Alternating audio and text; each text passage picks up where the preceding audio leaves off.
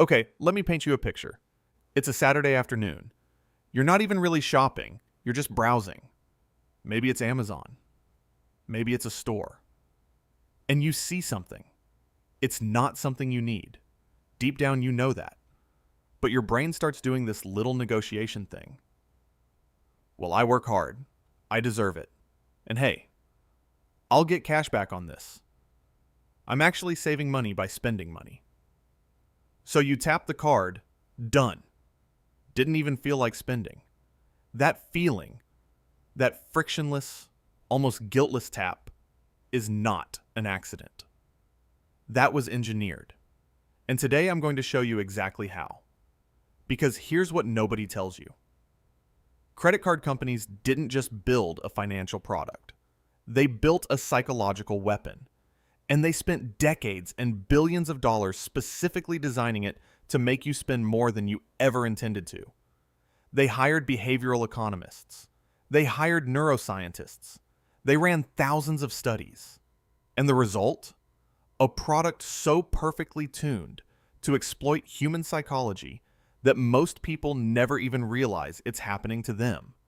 The average American carries over $6,000 in credit card debt. And the total? Americans owe over $1.1 trillion on credit cards right now. That's trillion with a T. That's not a coincidence. That's the system working exactly as designed. So let's talk about how they did it.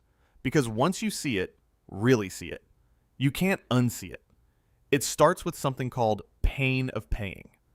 There's a researcher named Drazen Prelek out of MIT, brilliant guy, and he did studies where he put people in an auction. Half the group paid with cash, half paid with a credit card. And what he found was kind of disturbing. The credit card group consistently bid twice as much for the exact same items. Not a little more, twice as much. Why? Because spending cash hurts, physically. Your brain registers the loss of cash the same way it registers physical pain. There's actually a region of the brain, the insula, that lights up when you're about to part with money. It's your internal ouch button, and cash triggers it hard. But a credit card? Barely anything. The pain is delayed. It's abstract. You're not handing over real things right now. You're making a promise about the future. And your brain is notoriously terrible at caring about future you. Credit card companies knew this. So what did they do? They made their cards feel as uncash-like as possible. Sleek, heavy, premium. Some of them are literally made of metal now. Not because metal is functionally better, but because it feels like an object of power, not an object of loss. The whole product is designed to make the pain disappear. And then they layered something on top of that. Something genius and sinister at the same time. Rewards. Now look, I know what you're thinking. I use my cashback card for everything. I travel for free. I'm playing the system. I hear this constantly.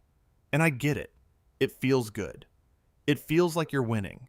You're not winning. Here's the thing about rewards programs. They were invented in the 1980s, and the business case was crystal clear. Customers who used rewards cards spent more. Not a little more. Significantly more. American Express found that rewards card holders spent 2 to 3 times more than non-rewards card holders. The rewards aren't the bank giving you something. The rewards are the bait that gets you to spend more than you would have otherwise. And the spread between what you overspend and what they give back is their profit. Think about it like this. Imagine a casino gave you a free meal every time you played for 3 hours. You'd feel like you got something for free. But the casino isn't losing. They know that the 3 hours you spent playing cost you way more than that meal. The meal is just the psychological cover story that keeps you at the table. That's your cashback card. And it's not just spending more. Rewards programs are also specifically designed to create something called loss aversion. You've accumulated 47,000 points. You're close to a free flight. You can't cancel this card. You'd lose the points. You have to keep spending to reach the threshold. They've taken your own psychological quirks, your hatred of losing things, and turned them into a leash. But it goes deeper than rewards. Way deeper. There's a concept called the minimum payment illusion, and it might be the single most expensive piece of graphic design in human history. Every credit card statement shows you three numbers: your total balance, your statement balance, and your minimum payment. And that minimum payment number, it's tiny. On a $5,000 balance, it might be $75. And your brain looks at that and thinks, okay, $75. That's manageable. I'll pay that. What your brain doesn't calculate, because it's genuinely bad at this, is what happens if you only ever pay the minimum. On a $5,000 balance, at a typical 24% interest rate, paying only the minimum every month means you'll be paying for over 20 years and hand over more than $8,000 in interest alone.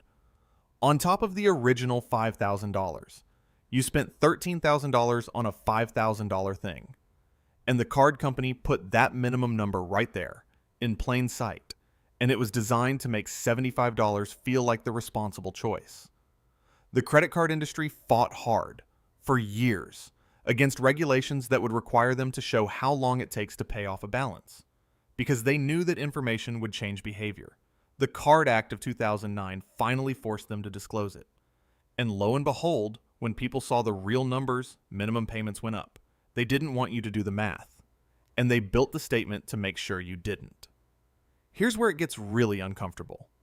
You know those purchase categories that feel totally normal now. Tap to pay, one-click checkout, buy, now pay later. Every single one of those was designed around one goal: removing friction from spending.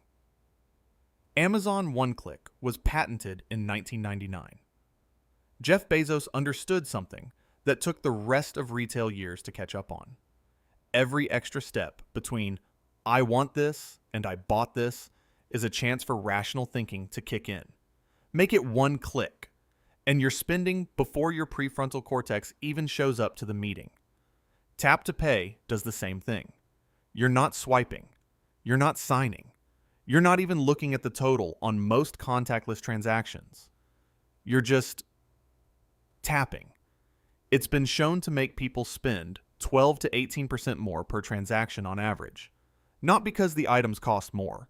Okay, so we've established that these companies are genuinely brilliant at this. Frighteningly brilliant.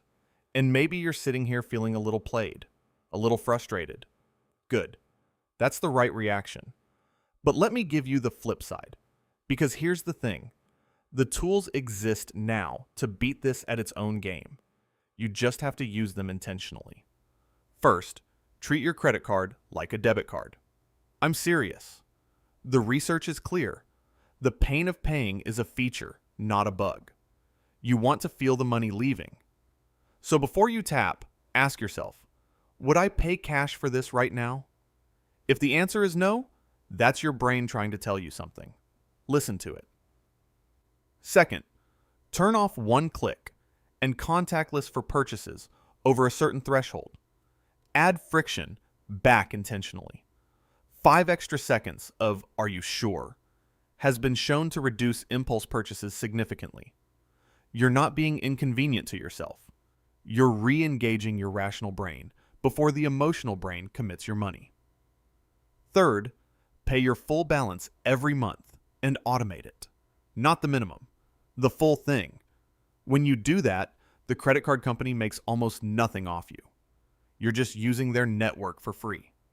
That's the actual version of winning the rewards game. 0 interest, free points, full control. The moment you carry a balance, the math flips and they win.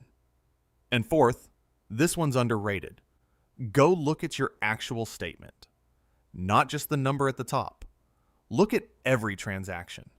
Print it out if you have to. Studies show that people who review their spending in detail spend 10 to 15% less the following month, just from the act of seeing it laid out. Awareness is genuinely one of the most powerful financial tools that exists, and it costs you nothing. Look, I don't want you to cut up your credit card and live in financial fear. That's not the point. The point is this. The game is real. It's been running for decades, and most people are losing it without even knowing they're playing. But now, you know. And knowledge changes behavior. The next time you're about to tap that card for something you didn't plan to buy, you're going to remember this. You're going to feel the engineering behind that smooth little transaction, and you might just put the card back in your pocket. That's not deprivation. That's you winning. The company spent billions building a machine to extract money from you automatically. Turning that machine off takes about 30 seconds of conscious thought. That's a pretty good trade. Now go do the math on what you're actually paying in interest. I promise it's going to change how you look at that card permanently.